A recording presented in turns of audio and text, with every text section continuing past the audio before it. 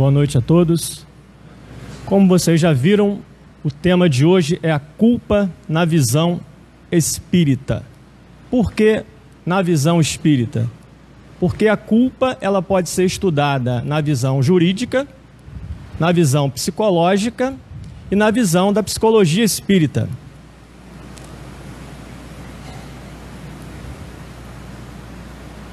Não está indo por quê?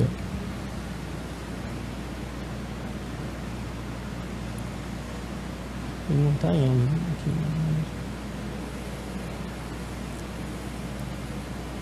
Melhor fazer na mão. Foi. Beleza, resolvemos. Pequeno problema técnico. Talvez vocês conheçam o significado dessa cena, né? Conhecem?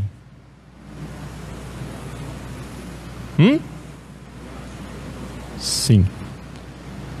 Essa é a cena de Pilatos lavando as mãos diante da multidão. E ali nós sabemos que ao lado se encontra Jesus. O que Pilatos fez? Ciente da sua responsabilidade, ele tenta passar a sua responsabilidade para o povo, lavando as mãos. Ele tinha consciência da sua responsabilidade e da culpa que iria lhe pesar futuramente, como nós vamos ver o desdobramento dessa história nos slides mais à frente. Então ele, nesse gesto simbólico, ele lava as mãos, querendo dizer para a multidão que ele não tinha culpa. A intenção dele era essa, livrar-se da responsabilidade.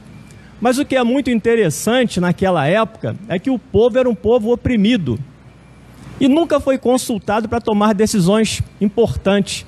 E justamente naquele momento ele passa a responsabilidade para o povo. Interessante, né? A artimanha que ele usou, dizendo, olha, quem vai decidir o destino de Jesus é vocês, e eu aqui lavo as minhas mãos. E o que o povo escolheu, nós já sabemos, né? Foi o quê? Solta Barrabás e prende Jesus. Esse foi o desfecho desse ato aqui. As consequências desse ato dele, no que diz respeito à culpa, nós vamos ver mais à frente o que vai acontecer com Pôncio Pilatos, ok? Então vamos passar para o segundo slide, que é o slide que vem a dar uma pequena explicação do que seja a culpa.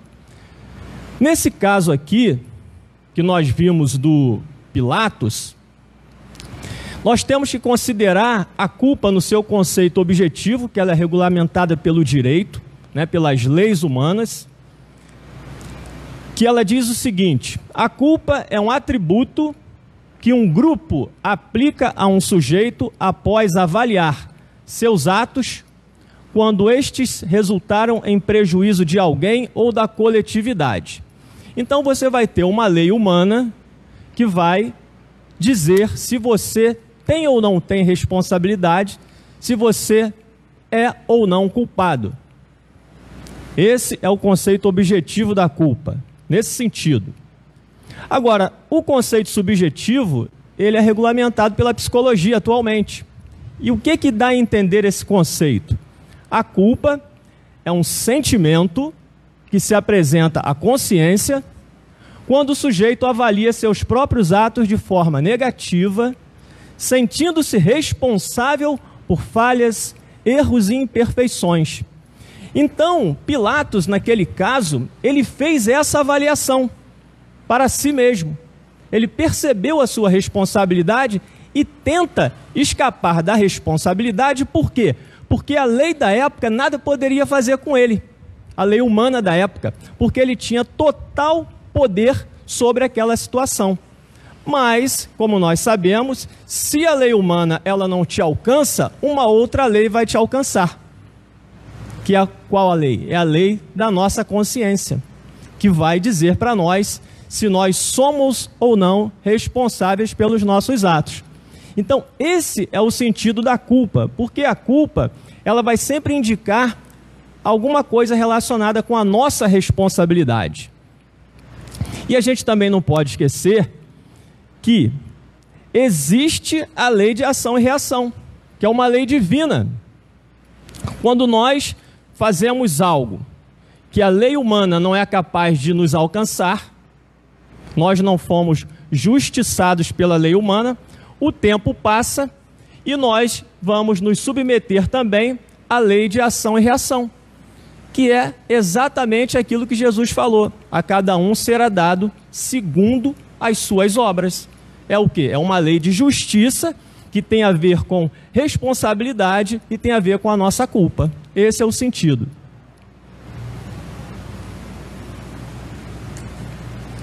Vamos para o próximo slide, que é um slide que a gente vai fazer uma diferenciação. O primeiro, como nós vimos, é regulamentado pelo direito, né? A gente vê que a culpa, ela tem uma regulamentação pelo direito, desculpe. Ela também é regulamentada pela psicologia. Então, no primeiro aspecto que a gente viu, é no sentido da responsabilidade. A culpa é isso, é uma responsabilidade por aquilo que você fez ou às vezes deixou de fazer algo quando deveria fazer, ação ou omissão. E para a gente perceber essa questão da justiça, do direito relacionado com esse assunto, nós vamos pegar aqui no Livro dos Espíritos, eu já até marquei aqui,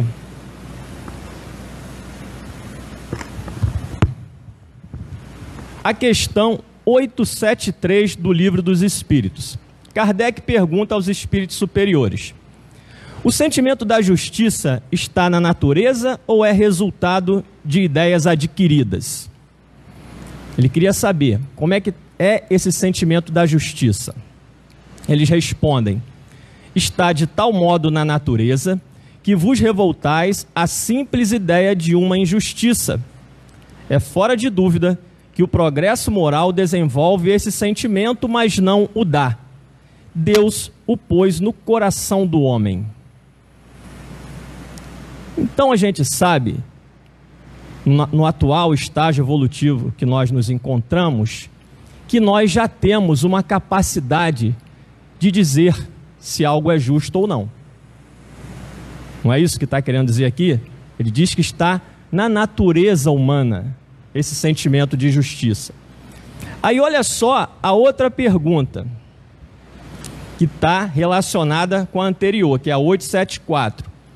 Sendo a justiça uma lei da natureza, como foi dito acima, né? Como se explica que os homens a entendam de modos tão diferentes, considerando uns justo o que a outros parece injusto? Não está aí a causa das guerras e dos conflitos? Cada um com seu ponto de vista, estabelece-se o conflito e a coisa desanda.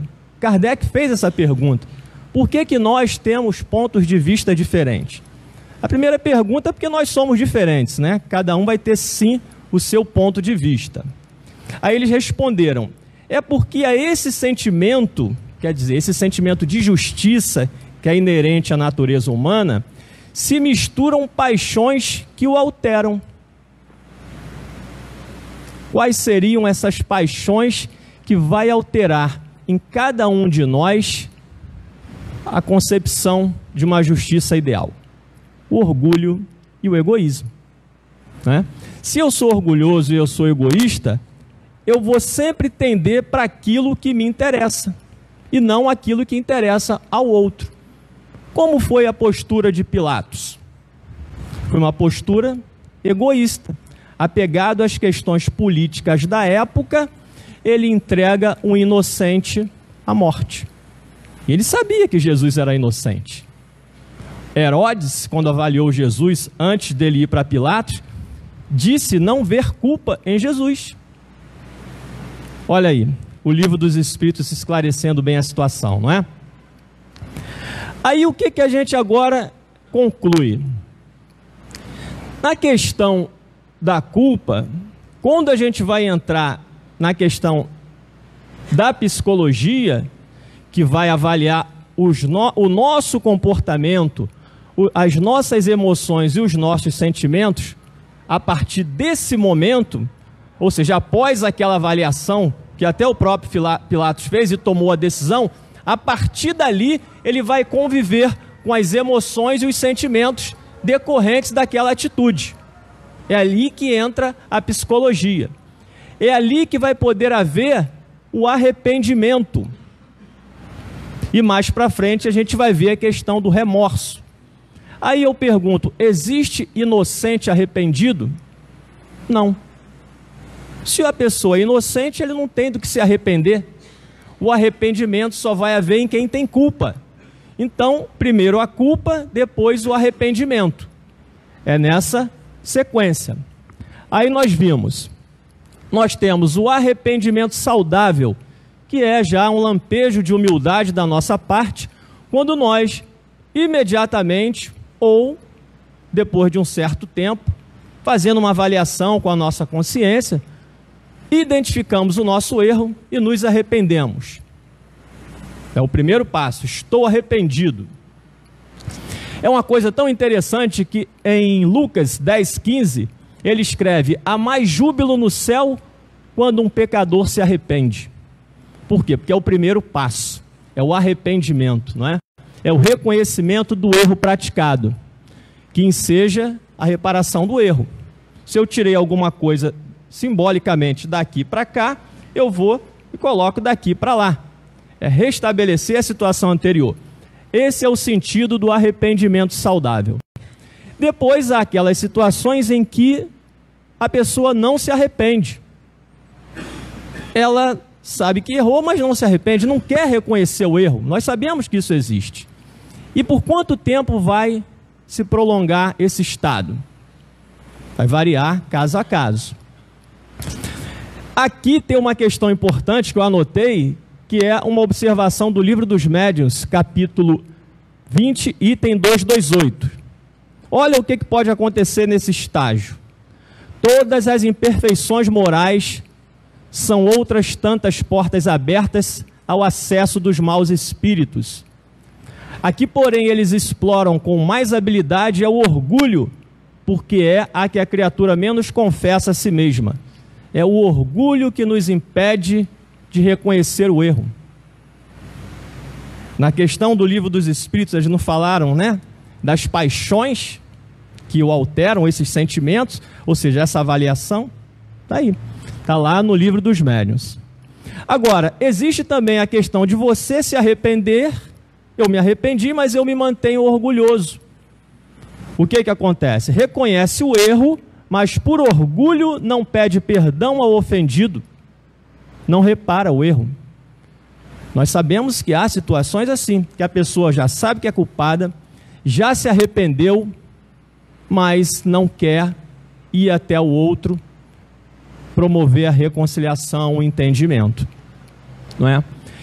O perigo desse estágio é que, se isso permanecer por muito tempo, a pessoa pode entrar na zona do remorso, que é a zona mais perigosa.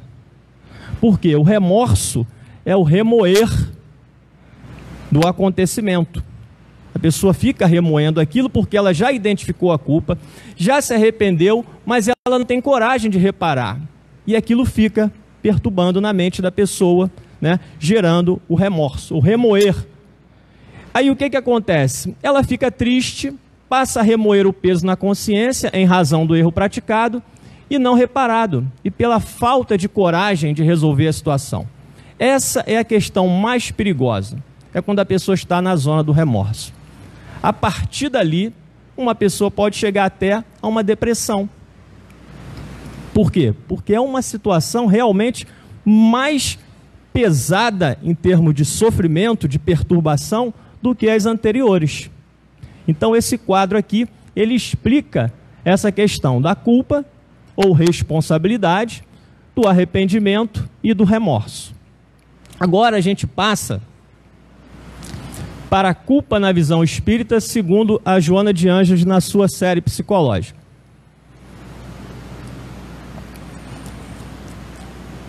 O que a Joana fala? Encontra-se esculpida nos alicerces do espírito e manifesta-se em expressão consciente ou através de complexos mecanismos de autopunição inconsciente. Livro Momentos de Consciência, capítulo 6. A Joana de Ângeles, ela na sua série psicológica, ela sempre fala da culpa consciente e da culpa inconsciente. Ela sempre estabelece essa diferença. O que é isso?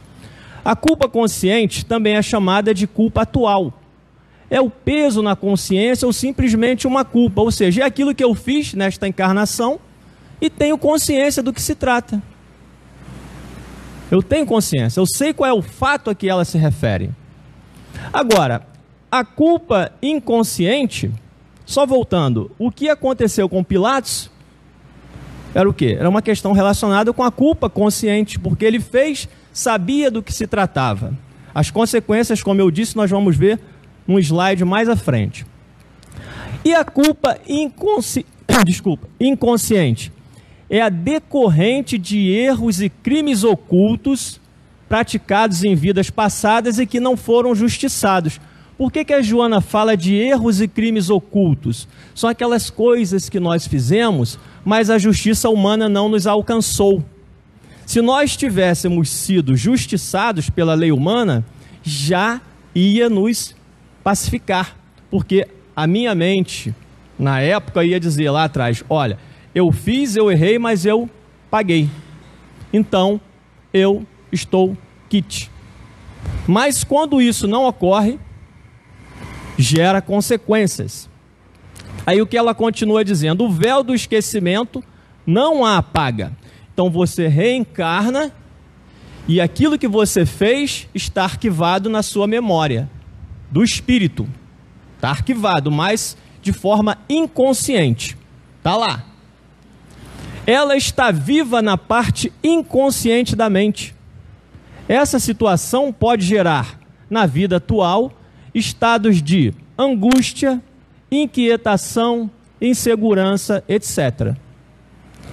Então a culpa inconsciente, normalmente a Joana de Ângeles, ela sempre se refere à angústia. Mas nós vamos ver num próximo slide que nem sempre a angústia é um sintoma da culpa inconsciente. Ela pode ser de outras coisas, como nós vamos ver. Então você faz algo na vida passada e aquele peso fica te atormentando de alguma forma e às vezes você não sabe o que é. Isso é a culpa inconsciente. Nós temos mais para frente um exemplo que eu vou narrar de um caso de culpa inconsciente. Dando prosseguimento, a Joana de Ângeles, falando da culpa ainda no sentido psicológico, ela diz o seguinte: a culpa sempre se esculpe no inconsciente como uma necessidade de punição, através de cujo mecanismo o ego se liberta do delito.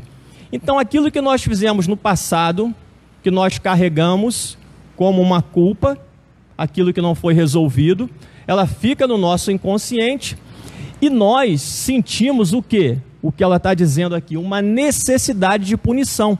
Porque na nossa cultura, na nossa evolução, nós aprendemos o quê? Que o culpado não precisa ser punido? Sempre não foi assim? Então nós trazemos essa ideia de forma inconsciente. E ela diz que é através desse mecanismo que o ego se liberta do delito. Então vai ser sempre através do sofrimento, através da dor, de uma expiação, que nós vamos reparar os nossos erros.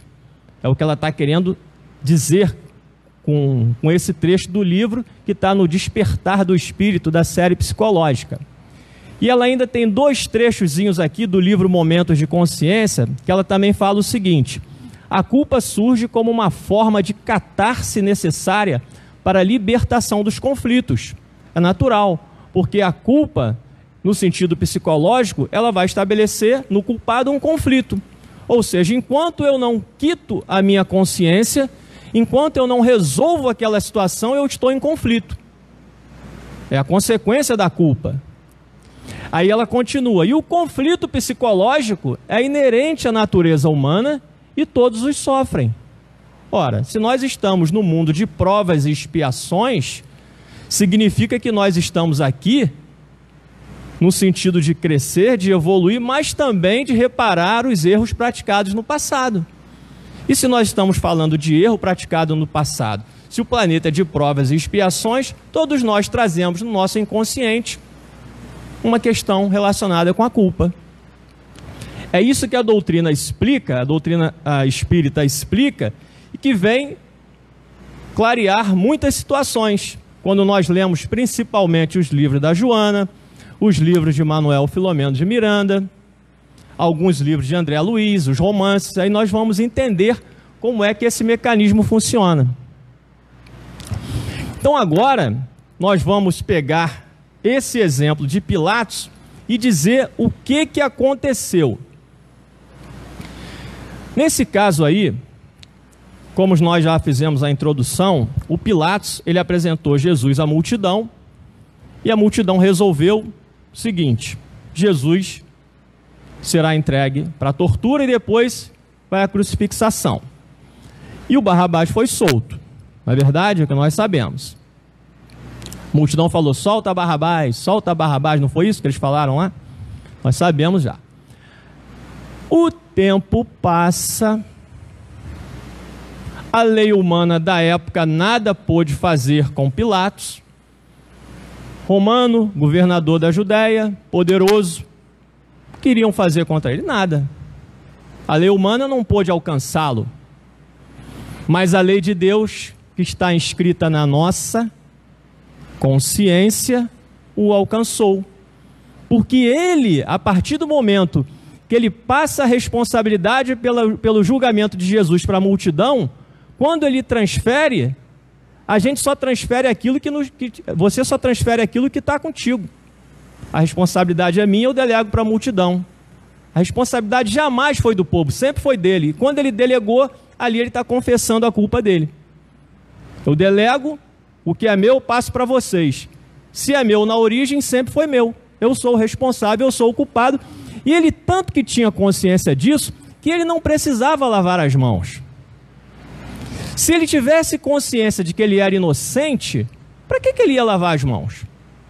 O inocente está em paz com a consciência. Ele não precisa de um ritual, de um gesto, para dizer para a multidão que ele não é culpado. Ele não precisava disso. Aquilo dali foi um gesto justamente para enganar o povo, dizendo para eles: olha, a culpa é de vocês, não minha. Mas a lei da consciência falou mais alto. O tempo passa, aí narra Joana de Ângeles no livro Triunfo Pessoal, e ela conta a história do Pilatos, o que veio acontecer depois. Pilatos começa a, de uma hora para outra, ter ideias, visões repetitivas, obsessivas, onde ele via a sua mão manchada de sangue. E era, na perturbação dele, o sangue do inocente, que era Jesus. E ele começa a conviver com aquele tormento e tem a necessidade de ficar lavando as mãos o tempo todo. E toda hora lavando as mãos, porque ele via as mãos manchadas de sangue. E a Joana fala do sangue do inocente. Essa era a perturbação dele.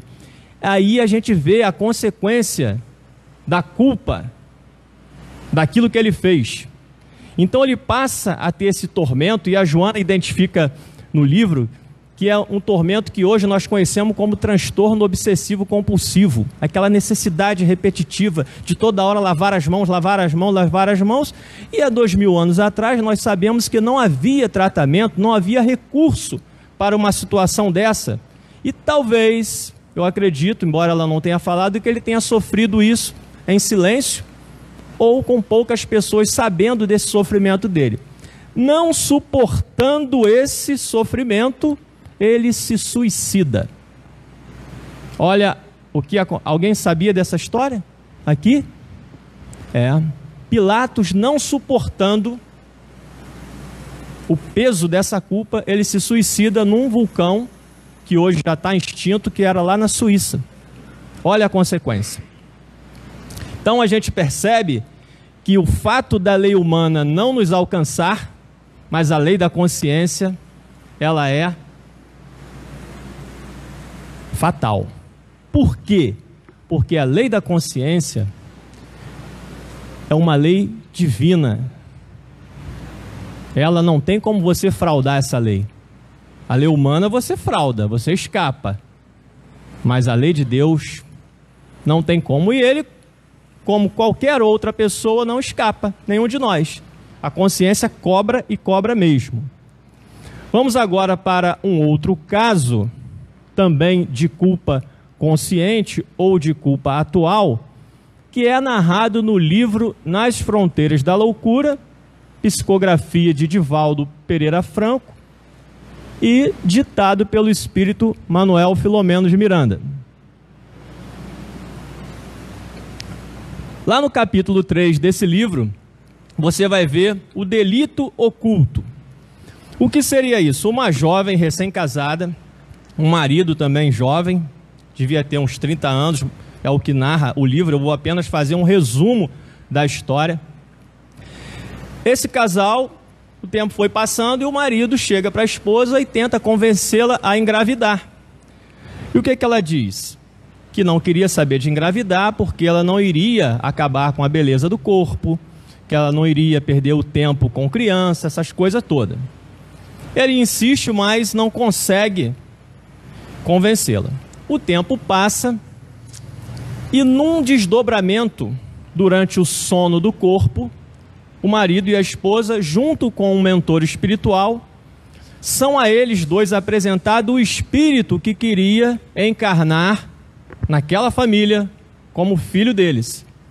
A mulher, reconhecendo esse espírito como um inimigo de vida passada, nega terminantemente a possibilidade de ele ser filho dela.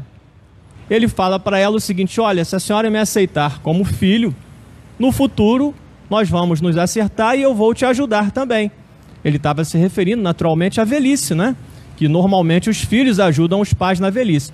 Ela nega, diz que não quer, não quer. Tudo bem.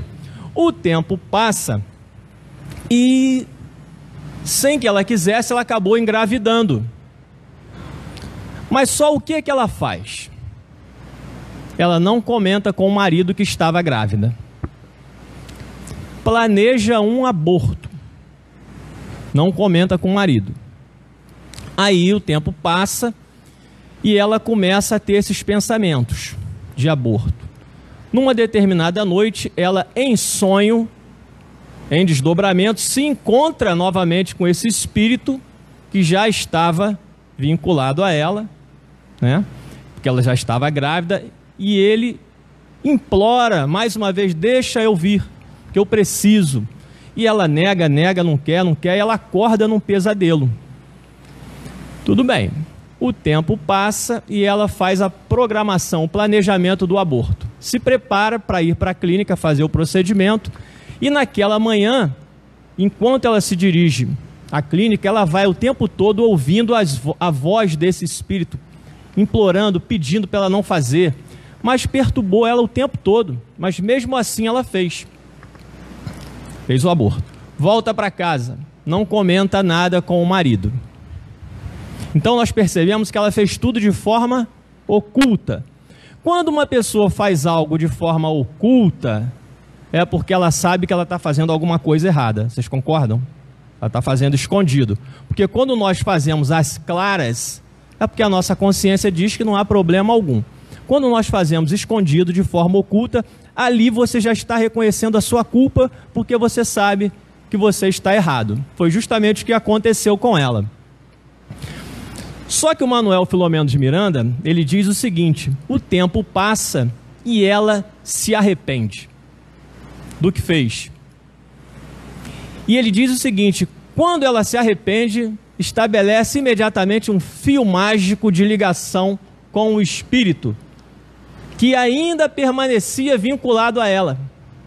Ou seja, ela expeliu o feto, o corpo de carne e osso, mas o espírito ainda estava preso a ela.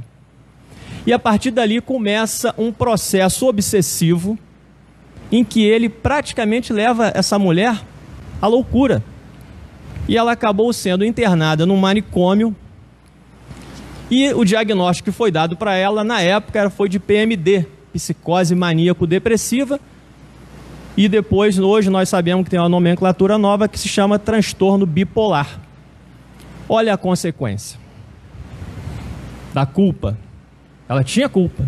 Se ela tivesse depois, vamos supor, depois do aborto, conversado com o marido, ela iria receber uma ajuda e ia minorar a responsabilidade dela. É claro que ela iria responder um dia por isso, mas ela iria minorar. Mas como ela preferiu permanecer em silêncio, ela teve que lutar sozinha, 24 horas por dia, com um espírito que se tornou o obsessor dela. E a partir daí, não teve jeito. A consequência foi realmente essa que é narrada no livro.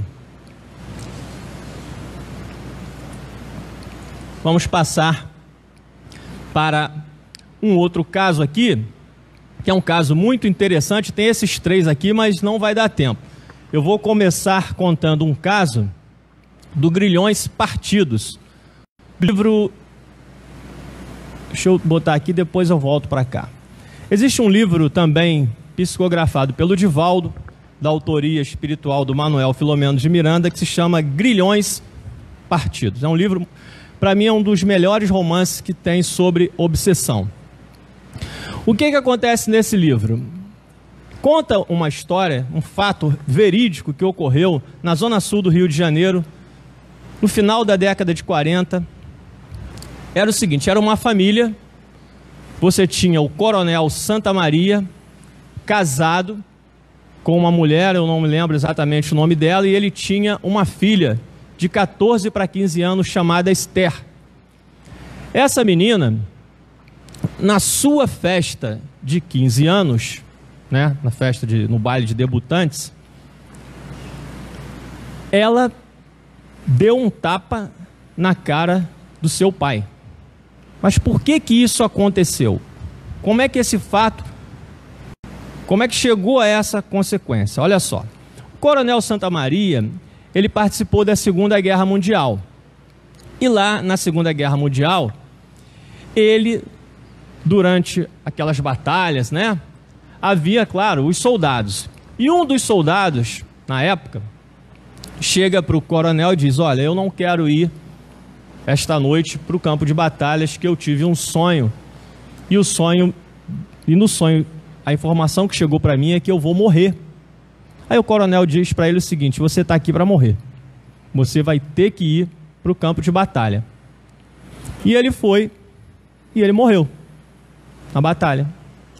Só que antes dessa ida, ele já pressentindo a morte, ele pede ao coronel o seguinte: já que não tinha jeito, que ele tinha que ir, se o coronel podia pelo menos fazer alguma coisa pela mãe e pela irmã que residiam na Bahia.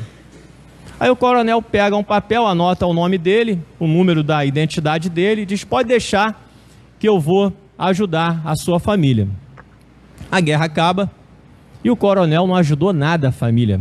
Voltou para o Rio de Janeiro e as coisas continuaram como era antes.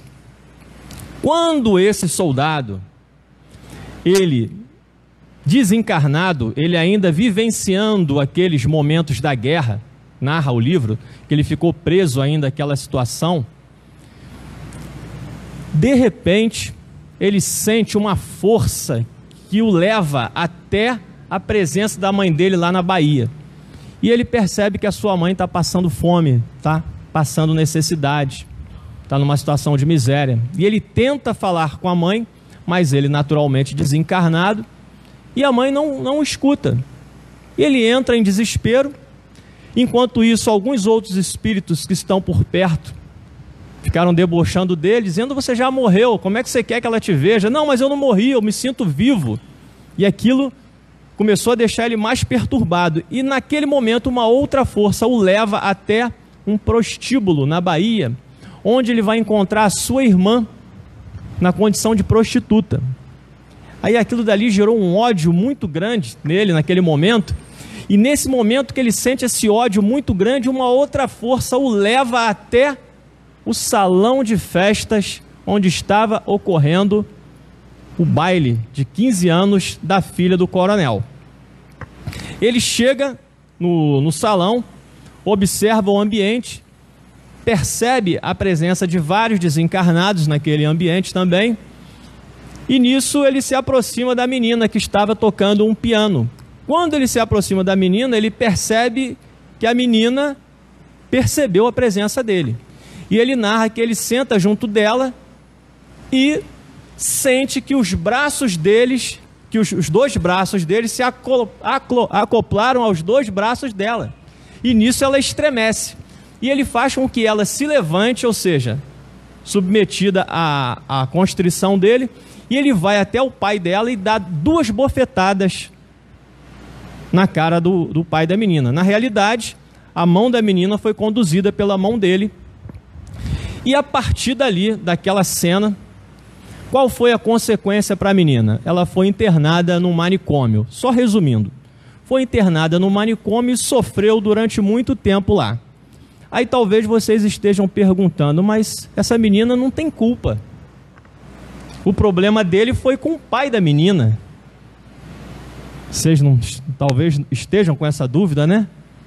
Mas de acordo com as leis de Deus, nada acontece por acaso. Se aquilo aconteceu, tinha uma razão, que se não se explicava naquele momento ou naquela circunstância, a explicação está onde? No passado. Se você pega lá o Evangelho segundo o Espiritismo, você vai ver as causas atuais e anteriores das aflições.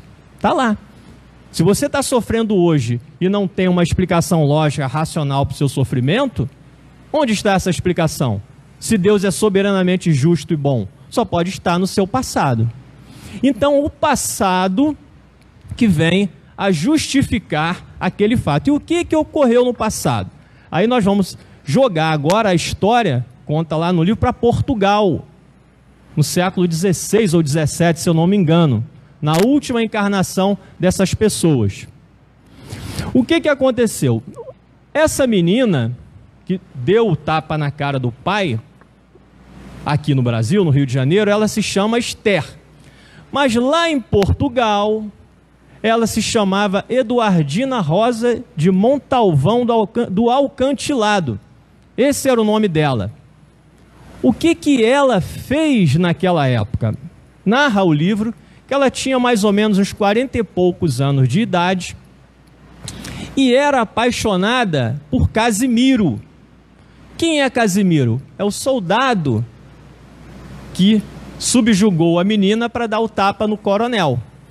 Ela, Eduardina, era apaixonada por Casimiro, tinha lá um relacionamento com ele. Ele tinha mais ou menos 28 anos e ela uns 40 e tantos anos. Só que ele se apaixona por uma menina mais jovem, na época. Ela, com ódio, porque foi trocada por uma mais jovem, ela com ódio, o que ela faz?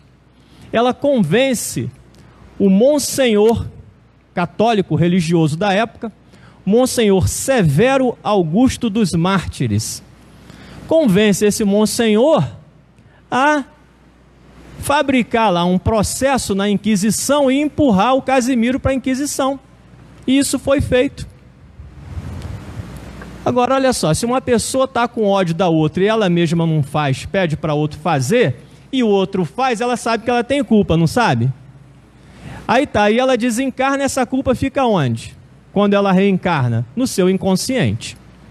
Então ela tem culpa. Claro que ela tem. Ela mandou o outro fazer, por que ela não fez? Então aquele ódio que ela sentia, aquela situação não foi resolvida. Ela ficou no inconsciente. Ele foi lá, resolveu o problema, o Casimiro foi torturado e desencarna. Tudo bem. E aí o que acontece?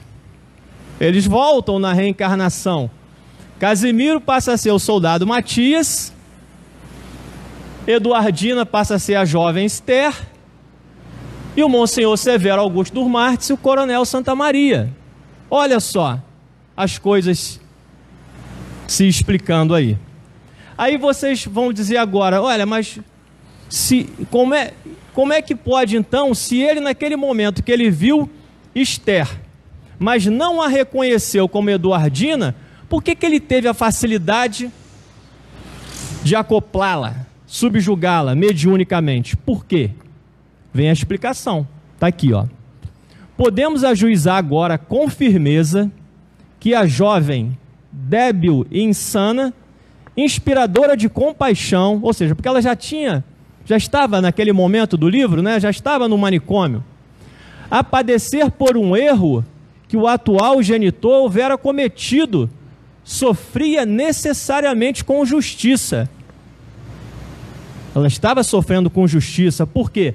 Porque ela, na condição de espírito, que nós somos herdeiros de nós mesmos, ela também tinha errado no passado.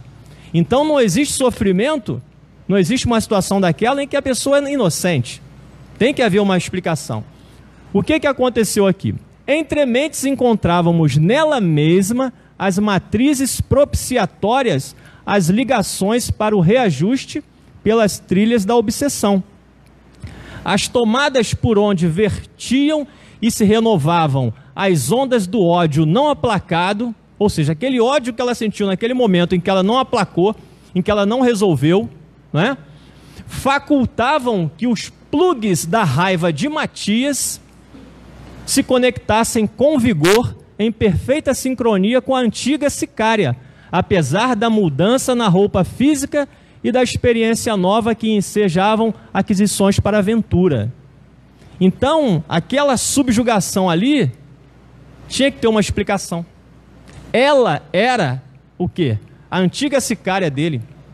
Por isso que permitiu que houvesse aquele acoplamento, né? E a questão se deu dessa forma. Então a gente percebe o quê? Essas pessoas estavam encarnadas e não tinham a mínima consciência do que justificasse aquela situação da filha no manicômio. O pai, na época, o coronel, fala: meu Deus, o que está acontecendo? Uma menina de 14 anos, no baile de debutantes, está agora no manicômio, o que essa menina fez? Narra o livro que eles se revoltaram contra Deus, acharam aquilo uma tremenda injustiça, né, um absurdo aquilo ter acontecido. Só que narra o livro também que depois eles conheceram um grupo que trabalhavam num centro espírita, né? E foi feito um trabalho de desobsessão, então até um dia que a menina consegue sair do manicômio e a vida segue. O livro é muito interessante, vale a pena sim uma leitura. Agora a gente vai falar de uma observação para depois nós fazermos o encerramento. Eu escrevi ali o seguinte, olha: embora Joana de Ângeles, em muitas passagens de sua série psicológica, nos apresente a angústia como um sintoma produzido pelo nosso inconsciente, gerando, portanto, um sofrimento sem explicação consciente, racional, lógica, devemos também considerar o que diz a questão 471 do Livro dos Espíritos.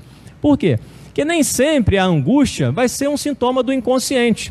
O que ela pode ser também?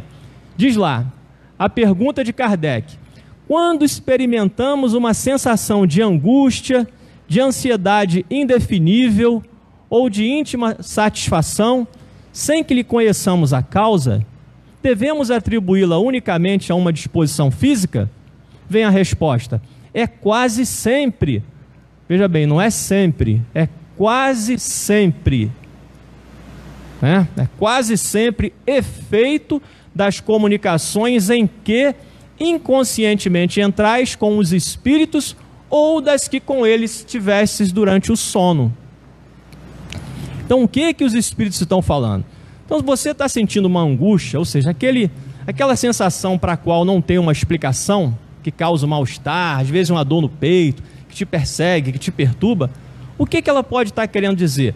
Certamente alguma coisa, só que de imediato você não vai identificar se é uma questão inconsciente, se é uma questão relacionada com as situações que você vivenciou durante o sono. De imediato você não vai saber. Então, para que a gente não precise ficar perdendo tempo com isso, né, procurando descobrir o que é, existem aqui algumas orientações. Quais seriam essas? A gente vai ver o seguinte: como evitar o peso na consciência? O que nós podemos fazer para evitar que esse peso na consciência decorrente da culpa se estabeleça sobre nós? Joana de Ângeles dá o seguinte conselho: não faça às ocultas o que não é capaz de fazer às claras.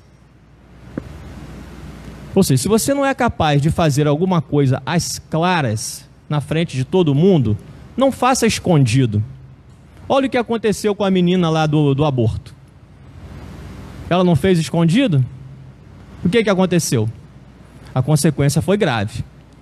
Ou seja, se você não é capaz de dizer para todo mundo, olha, eu estou grávida, eu vou fazer um aborto, então não faça escondido, porque a tua consciência já está dizendo que é errado. Isso é um aconselhamento, ou seja, para evitar, não é? Uma outra frase muito interessante do filósofo Immanuel Kant: se não puder contar como fez, não faça. Ou seja, eu vou fazer alguma coisa, mas isso que eu vou fazer eu não tenho condições de contar para todo mundo, eu não tenho condição de postar nas redes sociais, né? Porque eu já sei que é errado, então é melhor não fazer. Mas mesmo assim as pessoas fazem. Aí tem as consequências, que a consciência vai cobrar, né?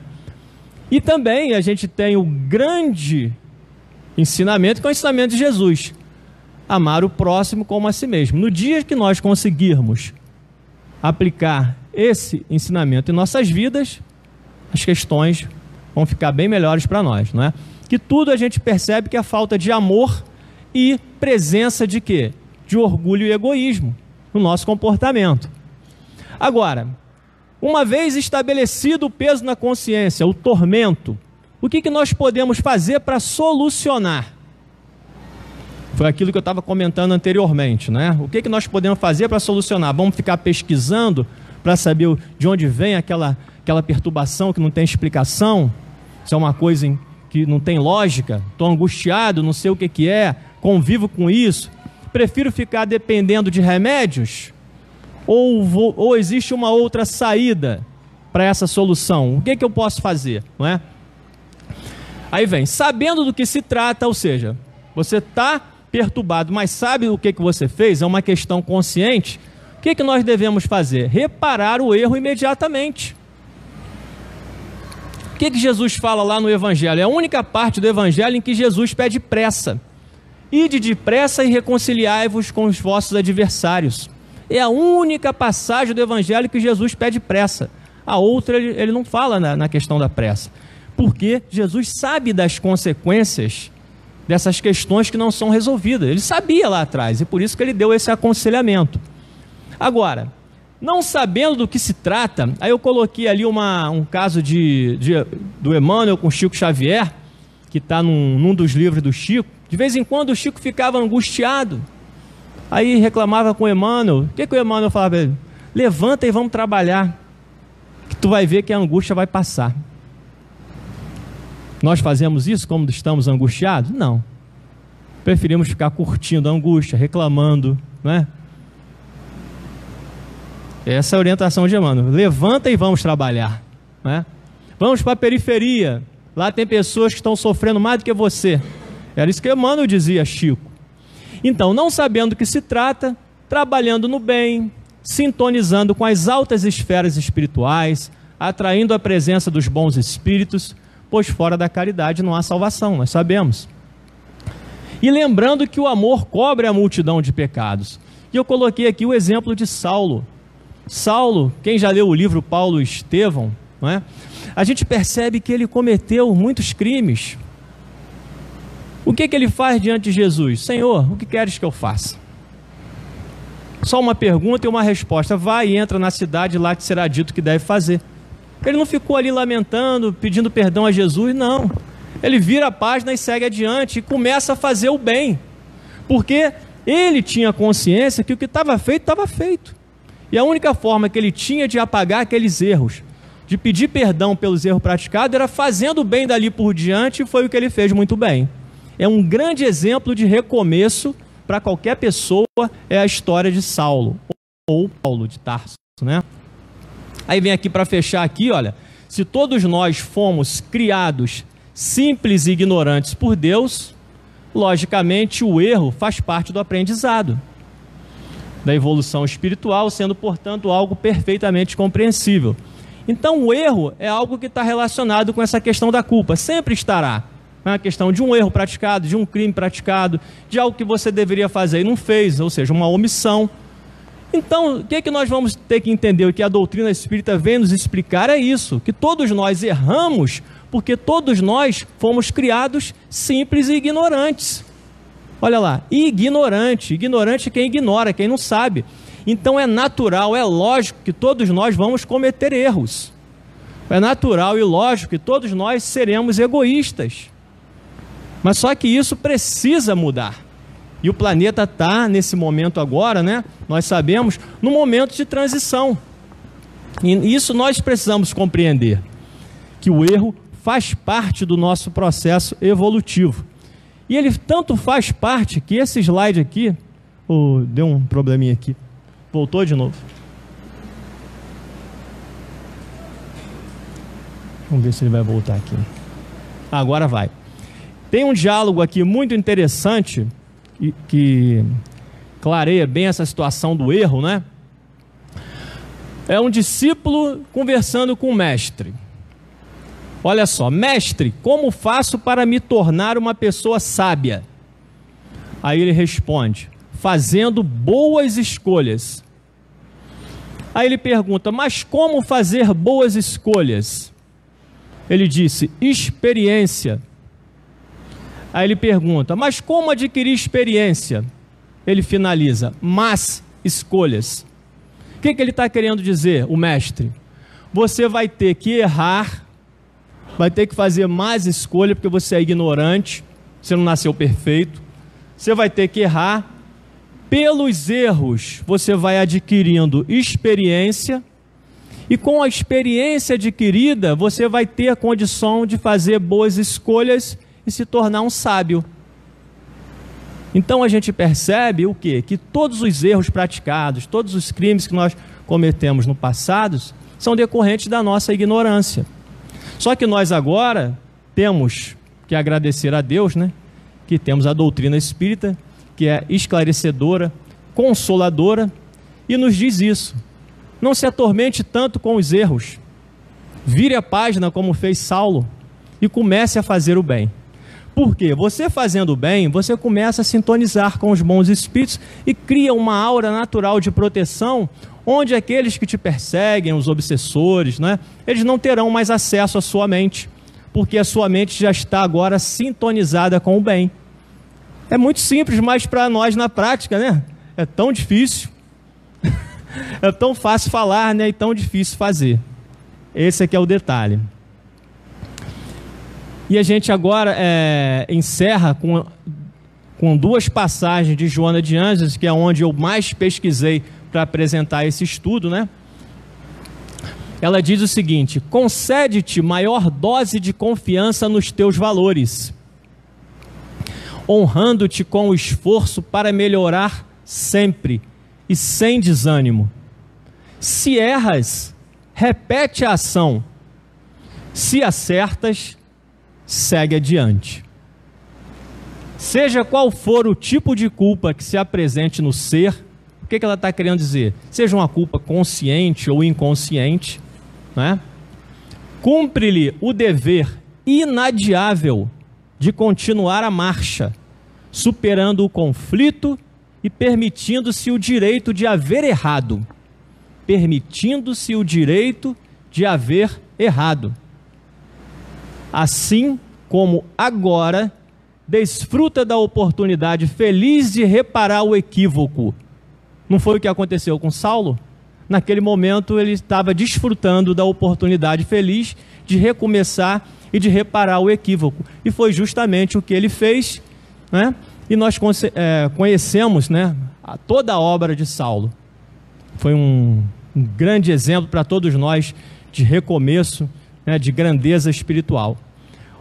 Nós encerramos agora o estudo, né, já são 9 horas. Na realidade, esse estudo aqui tem muitos outros slides, mas devido ao tempo a gente não consegue passar tudo. Mas fica sempre o meu pedido, né, de que vocês procurem ler alguma coisa sobre esse assunto, ler principalmente os romances, onde nós vamos ver essa questão da culpa muito bem explicada na prática, porque as obras de Kardec, as 5 obras básicas, não esmiuçam esse assunto. Nós vamos ver esse assunto bem explicado em Joana de Ângeles, Manuel Filomeno de Miranda e algumas obras de André Luiz, ok? Muito obrigado pela atenção e até uma próxima oportunidade.